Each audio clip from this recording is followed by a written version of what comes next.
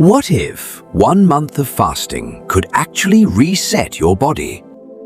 During Ramadan, something amazing happens inside you.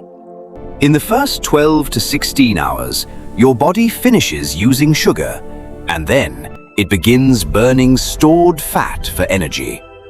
After about 2 to 3 days, insulin levels start improving, helping your body control blood sugar much better.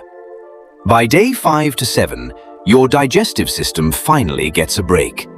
Inflammation decreases, and many people start feeling lighter and more comfortable. Around day 10 to 15, something powerful happens. Your body activates a process called cellular repair, where damaged cells are cleaned and recycled. By about 3 weeks, research shows improvements in cholesterol levels, heart health, and metabolism. And by the end of 30 days, many people experience better weight control, sharper focus, and stronger mental discipline. So Ramadan fasting is not only a spiritual practice, it is also a natural reset for your body, your brain, and your metabolism.